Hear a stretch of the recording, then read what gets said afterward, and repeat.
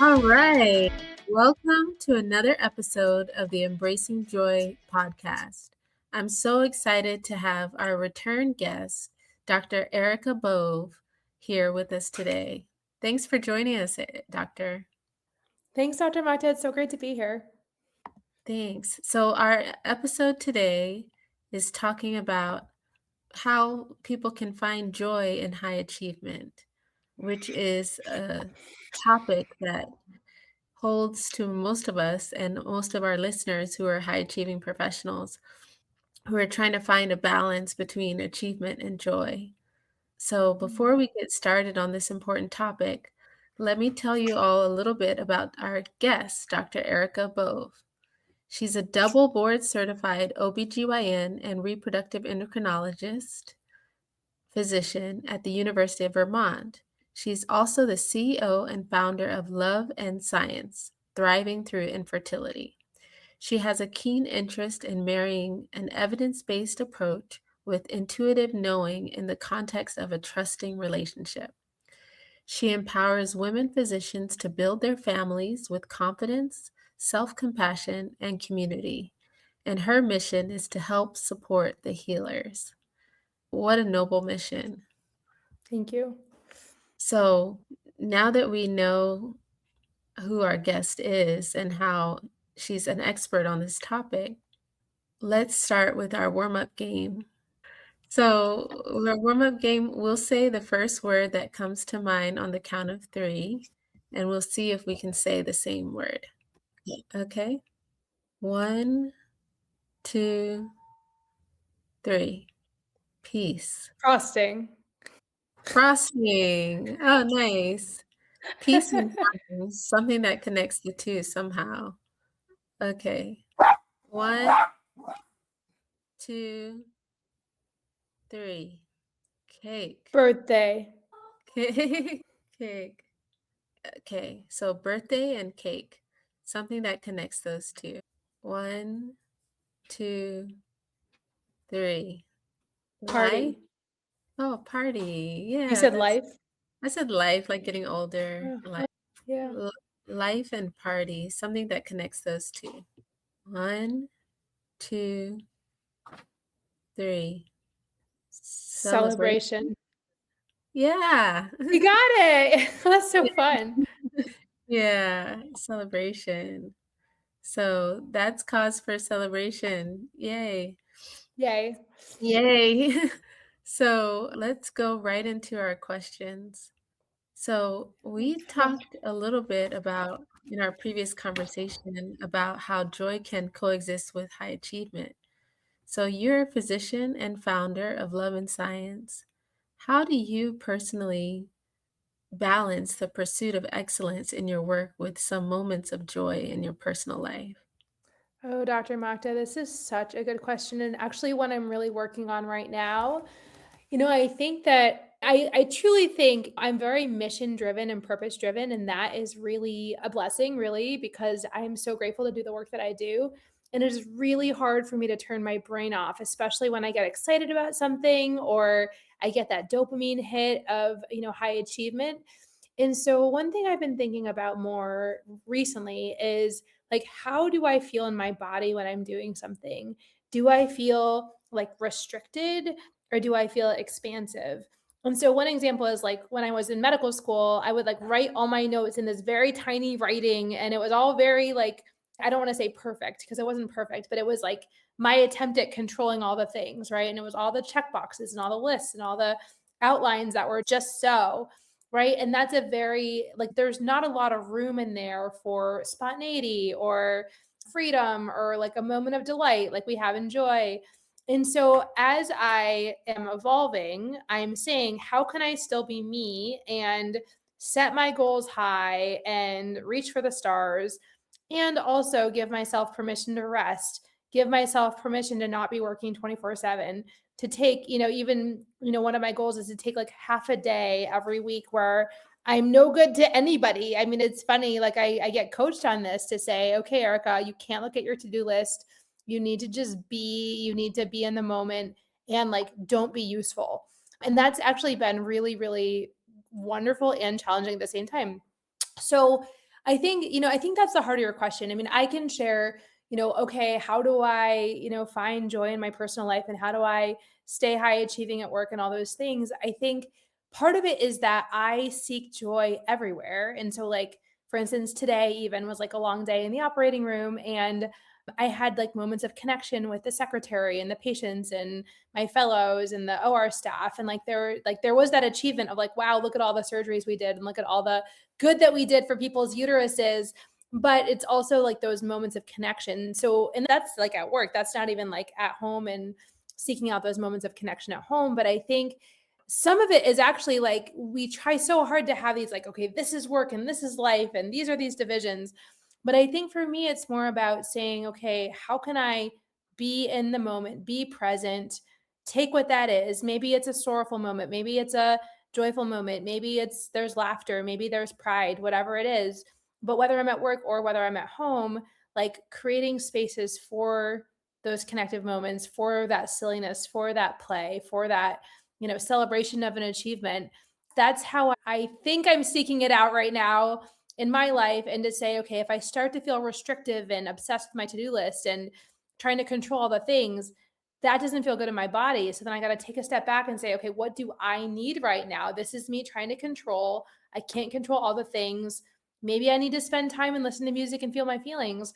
But it's more about tuning into my soul and my heart rather than staying so cerebral all the time. I find that usually steers me in the right direction.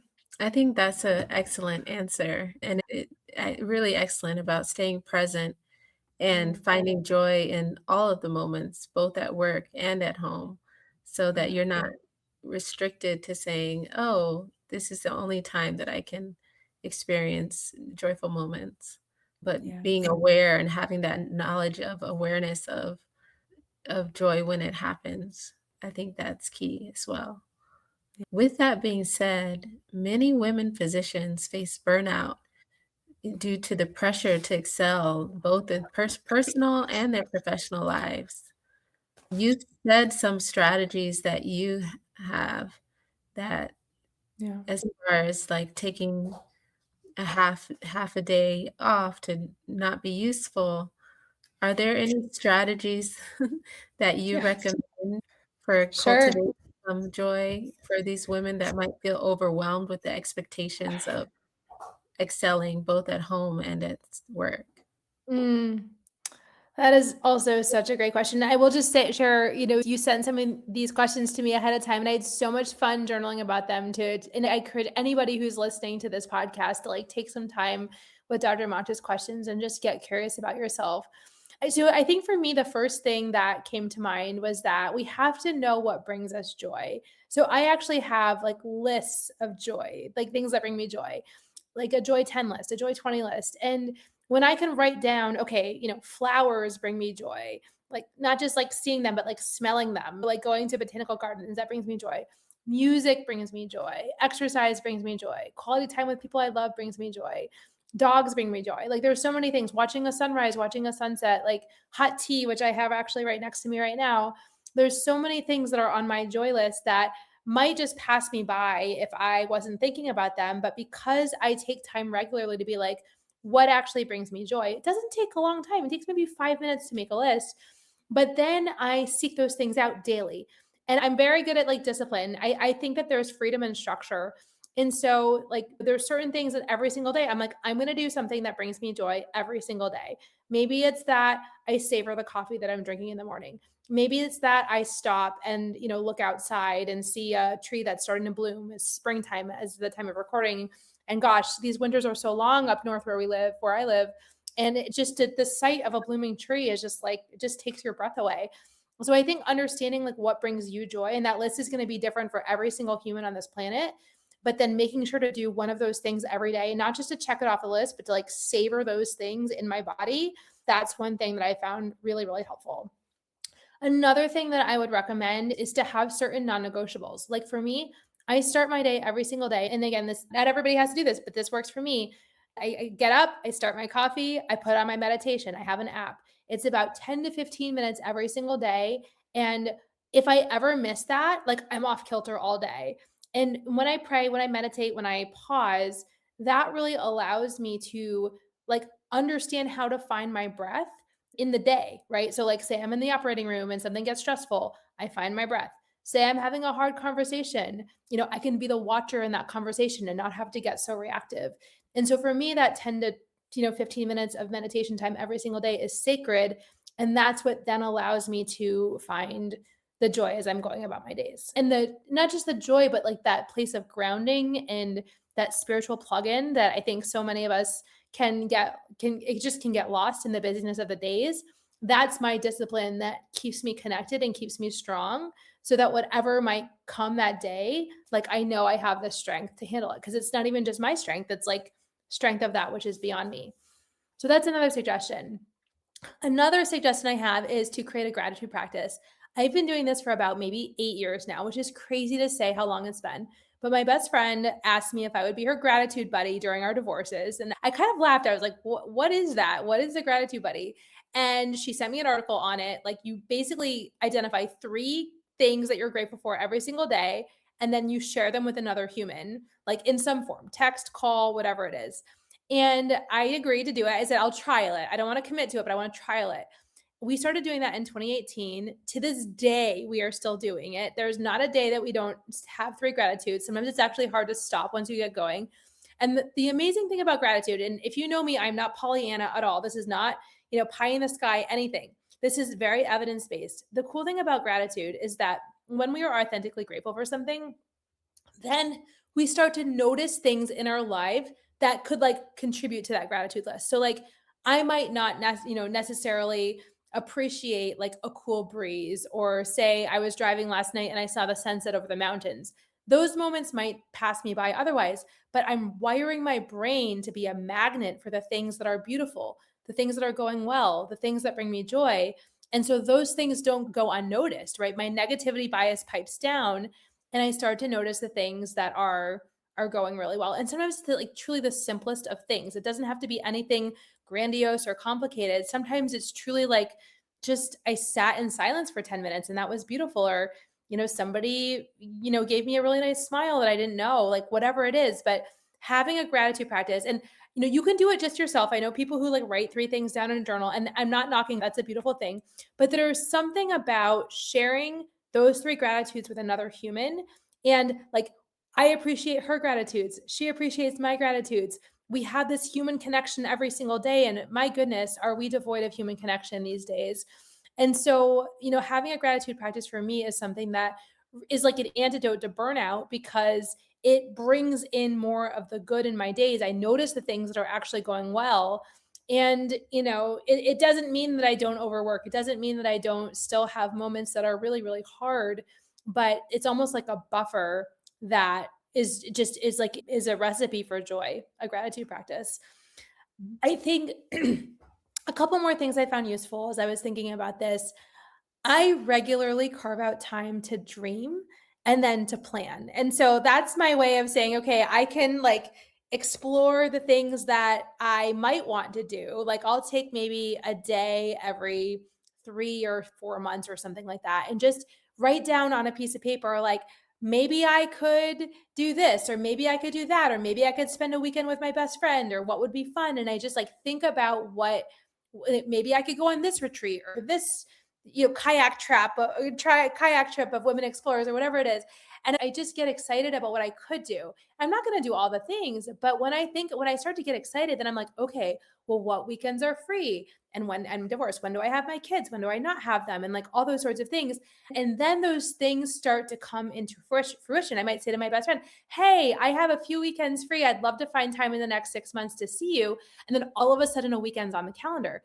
How many of us say we haven't seen our best friend in like 3, 4, 5 years? Like this is what I'm talking about. Like the structure is freeing. So like I have these things in place that I'm like, I dream and then I plan. And that's just me. And so I think that's really wonderful. That helps me, combat burnout, to like spend time, and not just like time on the phone, but like physical time, going places, spending time together with the people I care about. That's really important to me. And that, then my values are in alignment with my priorities, which is helpful. And then the other thing I think is important is like, you may not know this from this podcast, but I'm actually a massive introvert and I need a lot of alone time. And so when I am thinking about how to prevent burnout, and maybe this is like not socially the norm or whatever, but I know that I need like large amounts of time that are by myself. Now, that is really hard because I'm a doctor and a coach and a mother and, a friend and all these things. But the more that I can carve out these like, times, maybe it's just an hour, but like some time when it's just me and I'm recharging. Maybe it's a run, maybe it's journaling, maybe it's just wandering the pharmacy. Sometimes I do that, just put the blinders on and wander the aisles of the pharmacy. It just allows me to like recuperate energy in a way that then will allow me to give more later. So I hope that's helpful. Those are some of my thoughts about how I combat burnout. Again, it's a work in progress. Like, by all means, I'm still working on it, but these are some things that I found helpful. Wow, I think those were excellent response, very practical tips that anyone can really do, starting with creating a joy list of things that make them bring them joy and things that they Yeah. can start to notice throughout the day. I think that is just key. And then as well as dreaming and planning, because spending time dreaming on thinking about things that bring you joy or things that you want to do versus things that are negative, that helps give you time to plan for the positive and plan for the future so that you can invite more joyful moments. Yes. So you shared how infertility and the fertility journey can be a specific challenge. What advice would you give to high achievers facing personal struggle, especially with infertility, on how to recognize and create micro moments of joy during difficult times? Mm. It is such a good question, and one I think about every single day. So, I think it's helpful. Like, I mean, we all have different notions of what joy is, but my favorite definition of joy comes from Chrissy Ott, who is another physician coach. And she says that joy is the convergence of meaning, alignment, and delight. And, I think we have to remind ourselves that we can have lighthearted moments and joyful moments, even coexisting with very dark times. And so, if we think about, okay, if I am living a meaningful life, if I am aligned, meaning my values are, my actions are in alignment with my values, and I can have these like little sparks of joy throughout. Like, for example, my mom was hospitalized last week and we had so many funny moments of laughter, like even in the hospital room when things were uncertain and things were, unclear. And it's just a reminder that like grief and joy can coexist. And sometimes I actually think that when we have deeper sorrow, sometimes the moments of joy can land even more because we understand the highs and the lows and the depths of emotion, right? I think about when I was a resident and I was very restricted and flat. Like I didn't have a lot of the saddest moments because I kept everything kind of, very restricted, but I also didn't have like the super happy moments either. And so I think really just like reminding ourselves that, like it's okay to have those moments. And when we can like seek out, joyful things and say, okay, well, we're going to go on a, 2-hour walk and we're not going to talk about fertility. We're going to talk about other things. Or maybe we get curious with ourselves. Maybe we try something new. We go out of our comfort zone. Like those are all ways to say, you know what, infertility or whatever our other hard thing it was. Like for me, the most recent one was my hard divorce, right? Like this is not going to have the last word. I'm going to connect with other humans. And so like some of my suggestions for how to handle hard times, in how to like welcome in these micro moments of joy is to seek out human connection. And like when we're authentically connecting with another human, there's going to be some beauty there. There's going to be some love and some joy. And so that's the first thing is to, like to not do it alone because we're so isolated. And when we can come together, it really does ease so much of the pain. It doesn't take it away, but it kind of diffuses the burden and it lightens the load. And sometimes too, when you can grow with people, you can start to see progress. And like that's also hopeful too. Sometimes again, the same best friend I mentioned, like we went through our divorces at the same time. And we might say, like, oh, myself 6 months ago might not have done this way, but look at like here we are today, and I'm doing it this way today. And I'm really proud of that. So you can also kind of use time as a marker for the things that are actually going better, even if things aren't quite the way that you want them to be in this moment. So, human connection, I think that's really important. There's also this thing that I call authentic hope, which I think is hope grounded in science or whatever it is. So hope grounded in something that you can sink your teeth into, right? I'm not into this blind hope, but I'm really into like, how can we live in uncertainty and have hope that there is something better, that there is some lesson for us, that there's some breakthrough, that there's some evolution.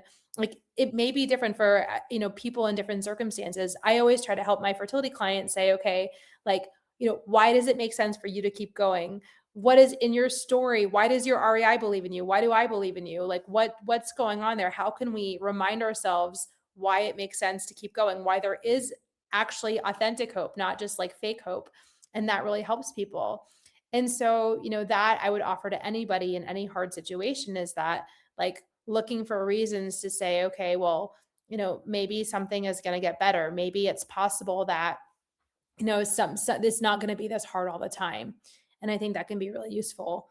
Another thing that I help people do is permission to do things differently. I have a kid who's neurodivergent. I will tell you, as a parent, I've had to do a lot of things where the external expectations did not match what I knew I needed to do for my child. And, sometimes even close family members had judgment about how I was parenting, or maybe the school or random adults who make comments. But I think that when we are going through something that's hard and we know in our hearts what is right, and we stay true to that, is another way that we can make the locus of control more internal. We can focus on our intuition, and those external voices, like some of them are just arbitrary, but we have so much like shame, despair, guilt, blame, all those things, that all those negative emotions we turn towards ourselves.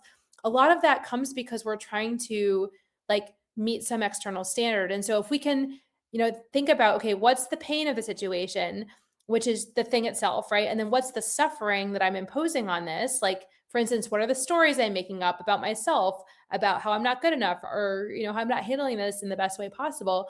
If we can start to let those stories go and just focus on the pain as such, that's when we have more energy to welcome in.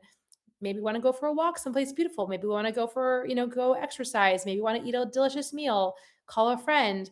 Like it takes a lot of energy to be in resistance all the time for these hard situations. And the more we can understand where we're resisting and get curious about that and try to let that go, I found that can be really, really helpful to give ourselves more energy back and to navigate these seasons with grace and self-compassion, really. Mhm. I love that. Like, not spending so much energy punishing ourselves and, you know, spending that time with more compassion and grace, based on the evidence, the authentic hope that Yeah. things will get better. And, that self guilt, self blame, self aggrandizing, thoughts, that they're just thoughts, and that you have to focus on what's real and what's the pain point and what can I fix and what can I kind of do away with. Yeah, exactly. Mhm. Yeah. Yeah. So, yeah, I think that's just you shared a lot of wisdom. You shared a lot of wisdom. Thank you. So, with that being said, let's go into our wrap-up questions. Okay, Dr. Bove, who is a model for joy in your life and why? Sure. My son Alton is a model for joy in my life. He's 11. He is a beautiful soul. He is the one I was talking about in terms of neurodiversity. And he has so much pleasure with the simple things of life. And he notices so many things. And he's into science, and just seeing his inner child so active and curious and kind. I'm inspired by him, and being around him definitely. I love that. So, if you were cooking a cake of joy, what would be the top 3 ingredients? Absolutely. So I love Chrissy Ott's definition of joy, right? And so I would have something that's very close to that. I would say meaning. I think that, joyful moments have meaning. they usually involve some sort of human connection or connection with ourselves. So I would say meaning, connection, and delight. I think that what's the difference between joy and happiness, right? Like in joy, there's like a spark of something. There's like an unexpected, like wow, I noticed something on my way, home today. Like there's something of an element almost like of surprise. And so I would say those would be my three ingredients: meaning, human connection, and delight. Wonderful answer. So, with that being said, if our audience wanted to learn more about you and about your work, especially if they're a physician struggling with infertility and they're looking forward to trying to thrive through infertility, how can they reach out to you or how can they learn more about you and your work? Absolutely. So, my most comprehensive source is my website. That is loveandsciencefertility.com. There's all the information there. I'm also on socials under Love and Science Fertility, Instagram, Facebook, also on LinkedIn. And I have a podcast. It's called Love and Science Fertility. So, if people want to know more, go to my website, send me a message. You can email me directly at loveandsciencefertility@gmail.com. I love to hear from people. I love to think about how I can either help people directly or point people in the right direction. It's truly one of the reasons I'm here on this earth is to help people with their fertility journeys. And I'm just so grateful I get to do that. Thank you. If you listen to this episode, make sure that you like, share, and subscribe. Make sure that you tune in so that you'll be aware of our latest episode and share this episode with a friend because there were so many gems that were shared today that you don't want your friend to miss out on. So have a day with much more joy. Take care. Bye. Bye.